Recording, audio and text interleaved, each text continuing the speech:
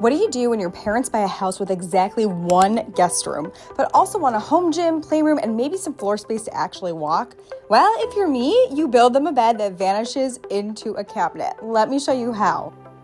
I used the queen bed kit from Create a Bed, which honestly made the whole process so much less intimidating. It comes with the full cut list, instructions, and bless them, the templates to drill all the hardware. So there's no guessing, no math meltdowns, nothing to cause problems. I started by cutting all the wood to size using the included plans. I used a mix of solid wood, pine, and 3/4 inch plywood sheets. And again, the instructions will tell you exactly what you need. Then I used the Create a Bed templates to drill the hardware. All I had to do was cut it out, line it up, trace, and make sure I knew exactly where the hole was going to be so I could drill. I used a Forstner bit to drill the hole, and the template and the instructions will tell you how deep you need to drill and where you need to put all the hardware that they provide so that it's really nice and sturdy.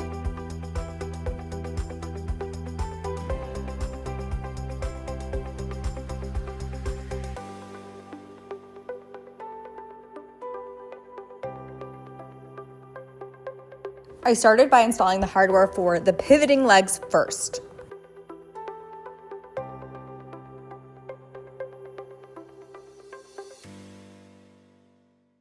My biggest tip is to keep a square on the hardware when you're drilling to make sure the hardware is straight when you install it.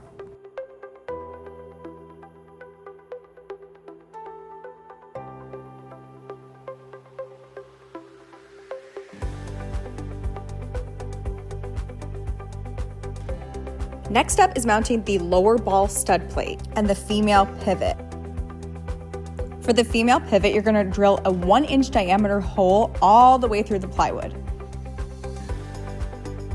And make sure for the lower ball stud plate that it's flush with the end of the bed. But again, this is all in the template, so it really does make it easy.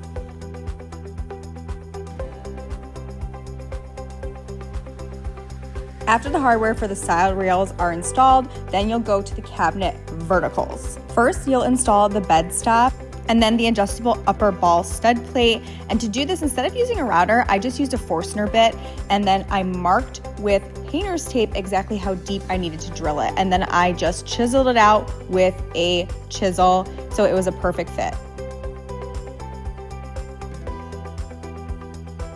Then you'll drill a 5/8 inch hole for the male pivot plate. And you repeat the same process again on the other cabinet vertical. Again, everything is in the instructions, clearly explained. Then it's time to build the headboard. There needs to be a 1/2 inch of space between the bottom of the headboard. So I just used a 1/2 inch piece of wood that I had lying around and put it right underneath it before I screwed in from the sides. I used SPAC screws for this entire build because you really don't need to pre-drill. So it made the whole process really, really fast.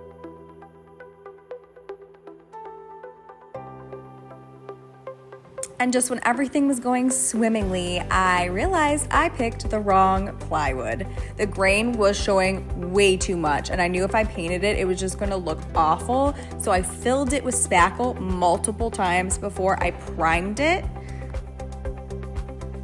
I'm sure I did 3 or 4 coats of spackle. I don't even remember at this point. I just know it was a lot, but luckily it ended up being super smooth when I applied the paint.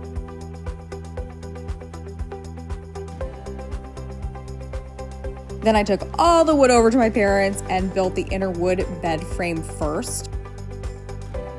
This is the part that will hold the actual mattress. So you'll start out by building 5 inner frame struts, and then you'll connect them to the frame sides with screws, making sure they're spaced 20 inches apart. Then you'll screw in the head rail, foot rail, and the side rails. I would suggest before this point to make sure all the hardware is removed because it makes it so much easier. And I would definitely apply the edge banding here too if you want to hide those plywood edges. I waited till the last minute and I definitely regret it. The face panels are the part where it actually starts looking like a cabinet. It's very important to make sure there's a 1/4 inch on each side that goes past the bed frame, and you'll mark this. I just used a square to mark it. And for this part, you'll use screws and glue to make sure the face panels are attached firmly to the bed frame.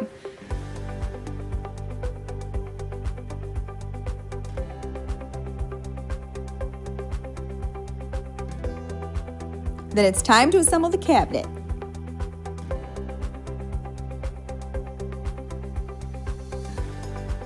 This Create a Bed mechanism is no joke. It's the highest quality patent protected mechanism on the market, and that's exactly why I chose it. It's also made in Kentucky, and they have a group of team members right there to answer any questions along the way. So it's like your own DIY helpers.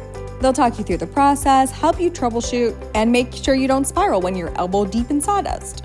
After putting on the hardware and the cabinet together, I screwed in the headboard, and then it was time to attach it to the wall.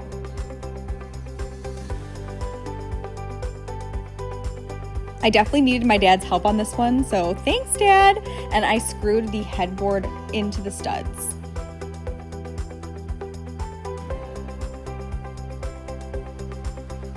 Once the main structure was in, I added trim to give it that built-in look.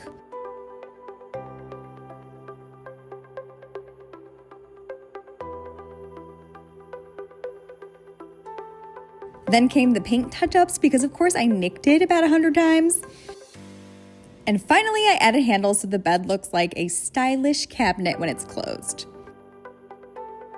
The mechanism is fully adjustable so you can fine-tune the tension until the bed opens like it's floating. Now this room works overtime. A gym, a playroom, a guest bed, and the bed disappears when it's not needed.